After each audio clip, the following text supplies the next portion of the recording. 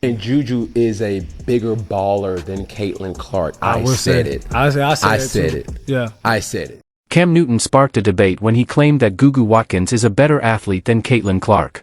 But Indiana Fever head coach Stephanie White wasn't having it. In a world where bold opinions spread faster than a fast break, this one didn't go over well. The moment Cam's words hit the air, social media erupted. That's when White stepped in, calm, focused, and ready to set the record straight. And it has nothing to do with black and white. But the statistics say what everybody needs to be knowing. Yeah. Juju is a better athlete than Caitlin Clark. Yeah. But this isn't just about Cam Newton tossing out a hot take or a former MVP making a shaky comparison. This is about truth versus agenda, leadership versus noise, and facts versus flash. We're breaking it all down. What Cam said, how Stephanie White fired back, and why Caitlin Clark and the Fever are rewriting the narrative while making waves in the WNBA. This story has receipts, rivalries, and a serious reality check. Stephanie White just took control of the moment, reminding everyone who really runs the court. Cam Newton is no stranger to the spotlight. A former NFL MVP, Heisman winner, and a quarterback who carried teams on his back, when he talks, people listen. But having a big platform means your words can carry unintended weight, and this time, Cam dropped the ball in a big way. Rivalries always equates to ratings. Yeah. There's more rivalries in men's sports. That's why the ratings are high. See, the thing about Juju, the thing about Paige is, it's not saying this is bad, but they're good girls. Yeah. Caitlin Clark was a good girl. The comment that set off the firestorm came during an episode of the 4th and 1 podcast. Cam Newton, sitting comfortably, decided to make an unnecessary comparison in women's basketball, confidently stating that Juju Watkins is a better athlete than Caitlin Clark. But he didn't stop there. He doubled down, bringing race into the conversation, adding layers about good girl versus bad girl branding, and suddenly, a simple sports take turned into a full-blown cultural debate. Let's be clear, praising Juju Watkins isn't the issue. She's a powerhouse, a USC sophomore putting up elite numbers and showing serious leadership potential. She's box office. But instead of just giving her props, Cam did it by downplaying another player, a generational talent, without any real justification beyond his own perception. Newton claimed Juju isn't being pushed like Caitlin Clark because she doesn't have an archrival.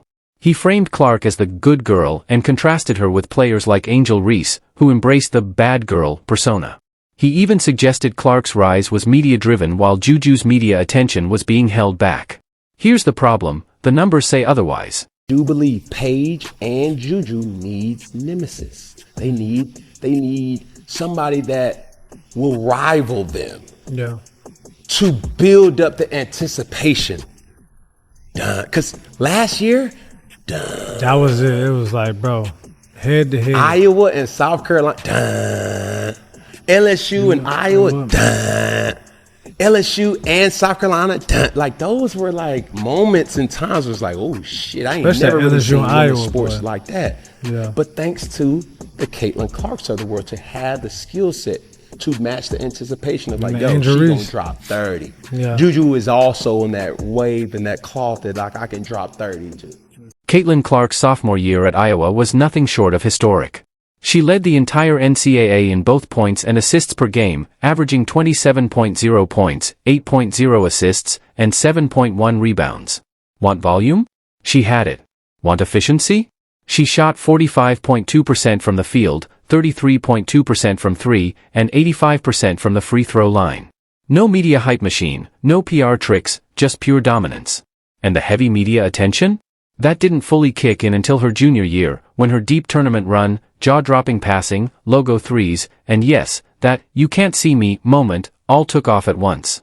She didn't enter college basketball with cameras following her, she earned the spotlight by putting up video game numbers in real games. Now, let's talk about Juju Watkins. Again, this isn't a knock on her, she's been phenomenal. She's averaging 27.1 points and 7.2 rebounds as a sophomore at USC, a powerhouse program in a major market. She's in Los Angeles, with Hollywood press right next door, and she's getting plenty of coverage, ESPN highlights, social media buzz, endorsement deals. There's no media blackout happening here. In fact, many sports analysts have pointed out that Juju has gotten more media attention as a sophomore than Caitlin did at the same stage in her career. That's not speculation, that's just the reality. But instead of recognizing that, Cam Newton went with a narrative built on conflict rather than facts. And then there was the racial undertone. He claimed his comments weren't about race, right after repeatedly bringing up race. That's a classic rhetorical trap. You don't get to introduce cultural stereotypes, acknowledge the racial tension, and then say, but it's not about race. At that point, you've already made it about race, using it to prop up an argument that doesn't hold up under actual numbers. And fans noticed. Social media erupted, Twitter, TikTok, YouTube, comment sections everywhere, calling out the contradiction. Not because people hate Cam Newton, but because his argument just didn't add up. You know, I think the greatest thing is just, for me, having been a part of the WNBA for 25 years, having worked on both sides of it in the media and in the coaching realm, and being a player in this league as well. I mean, this is the moment that we've been waiting for. So I don't know if you prepare for it as much as you just embrace it, embrace where we are. Think about the momentum moving forward, where we wanted this league to be and where we still aspire for it to go, and just embrace this moment, embrace this opportunity, continue to help this team, this franchise be better, position ourselves for success. Stephanie White didn't need to get loud to shut this down. While Cam Newton's take sparked controversy, White responded with composure, facts, and leadership, proving that sometimes, the strongest voice in the room is the calmest one. She didn't throw shade, didn't call Newton out by name, and didn't get dramatic. Instead, she did what real leaders do, she defended her players with confidence and facts. And that's why her words hit harder than any viral soundbite. When White spoke about Caitlin Clark, she didn't just call her a great player, she praised her basketball IQ and ability to adapt. Coming from a coach with experience in both college and the pros, that kind of endorsement means something.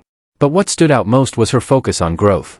She wasn't just talking about Clark's skills, she was talking about her leadership. White sees her as more than a scorer, she sees her as a future leader, someone who guides teammates, steps up in big moments, and brings stability to the locker room. That's a far cry from Cam's take, which framed Clark's rise as some kind of media creation. White shut that down immediately, not by attacking, but by laying out the truth. Clark's success wasn't handed to her. It came from preparation, adaptability, and straight-up hooping.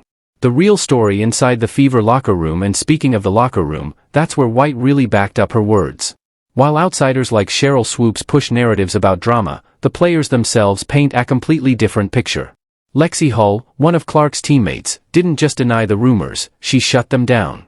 She described Clark as someone who lifts teammates up, cracks jokes when things get tense, and is always the first to encourage a teammate after a missed shot. Erica Wheeler backed that up, saying practices are full of laughter and good vibes. According to the people who are actually in the locker room every day, this team isn't divided, it's thriving. So why do these narratives keep popping up? Simple, drama sells. Comparing Clark to other players, pushing racial undertones, and suggesting locker room tension all drive clicks, but they don't tell the truth. The Fever's chemistry is real, and you can see it in every interview, every huddle, and every fourth-quarter battle they fight together. Even team president Kelly Kaufman made it clear that this team is solid, calling Kelsey Mitchell a cornerstone of the franchise.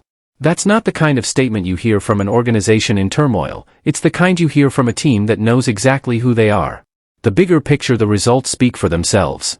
Ratings are up, ticket sales are booming, and WNBA jerseys are flying off the shelves. The Fever aren't just being talked about because of Caitlin Clark, they're being talked about because they're fun to watch. They move the ball, trust each other, and play like a team, not a media brand. Has Clark had tough nights? Absolutely. Has she faced pressure like no rookie in years? No doubt. But through it all, her team hasn't turned on her, they've stood by her. That's real culture. That's real chemistry. And that's something no hot take can fake. Final take: Cam Newton's take didn't age well, and Stephanie White made sure the truth came out. This wasn't about tearing anyone down, it was about elevating the facts. And if you're looking for real basketball insight, player-first storytelling, and zero fluff, stick with us. Now, what's your take? Do you agree with Stephanie White? Was Cam Newton way off?